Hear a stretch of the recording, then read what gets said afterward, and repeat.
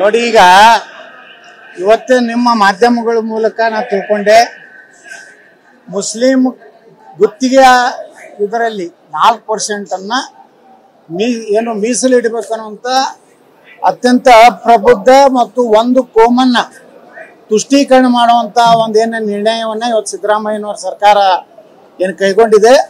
ಇದು ಏನು ತೋರಿಸ್ಕೊಡ್ತದೆ ಅಂದ್ರೆ, ಕೇವಲ ಮುಸ್ಲಿಮರ ಓಲೈಕೆಯಲ್ಲೇ ಈ ಒಂದು ಸರ್ಕಾರ ಹೋಗ್ತಾ ಇದೆ. 10,000 ಕೋಟಿ ಕೊಡ್ತೀನಿ, ಮುಸ್ಲಿಮರಿಗೆ ಪ್ರತ್ಯೇಕವಾಗಿ ನಾನು ಗುತ್ತಿಗೆ ಇದರಲ್ಲಿ 4% ಕೊಡ್ತೀನಿ, ಇವೆಲ್ಲ ಸಂವಿಧಾನ ವಿರೋಧಿ ಆದಂತ ನೀತಿ. ಯಾಕಂದ್ರೆ ಬಾಬಾ ಸಾಹೇಬ್ ಅಂಬೇಡ್ಕರ್ ಅವರು ನ್ಯಾಯವನ್ನ ಇವತ್ತು ಸಿದ್ದರಾಮಯ್ಯನವರ ಸರ್ಕಾರ ಏನು ಕೈಗೊಂಡಿದೆ. ಇದು ಏನು ತೋರಿಸ್ಕೊಡ್ತದೆ ಅಂದ್ರೆ, ಕೇವಲ ಮುಸ್ಲಿಮರ ಓಲೈಕೆಯಲ್ಲೇ ಈ ಒಂದು ಸರ್ಕಾರ ಹೋಗ್ತಾ ಇದೆ.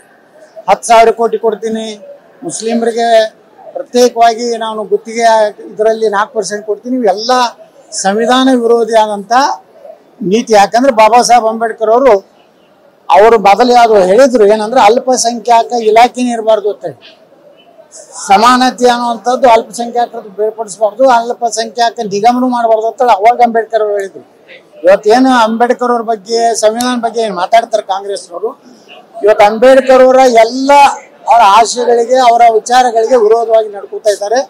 ಇದನ್ನ ನಾಳೆ ವಿಧಾನಸಭೆಯಲ್ಲೂ ಇದನ್ನ ನಾವು ಪ್ರಶ್ನೆ ಮಾಡ್ತೀವಿ.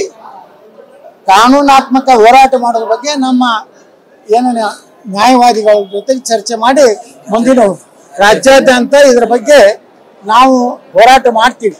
ಯಾಕಂದ್ರೆ ಈ ರೀತಿ ಒಂದು ಕೋಮನ್ನ ತುಷ್ಟೀಕರಣ ಮಾಡುವಂಥದ್ದು ರಾಜ್ಯ ಸರ್ಕಾರದ ನಿಲುವು ನಿಜಕ್ಕೂ ಕರ್ನಾಟಕದ ಶಾಂತಿ ಭಂಗ ಮಾಡುವಂತ ಕೆಲಸ ಇವತ್ತು ಕಾಂಗ್ರೆಸ್ ಮಾಡ್ತಾ ಇದೆ. ಇದನ್ನು ನಾವು ಭವಿಷ್ಯದಲ್ಲಿ ನ್ಯಾಯಾಂಗ ಮತ್ತು ಜನರ ಮಧ್ಯದಲ್ಲಿ ಹೋಗಿ ಇದನ್ನು ನಾವು ಪ್ರಶ್ನೆ ಮಾಡ್ತೀವಿ.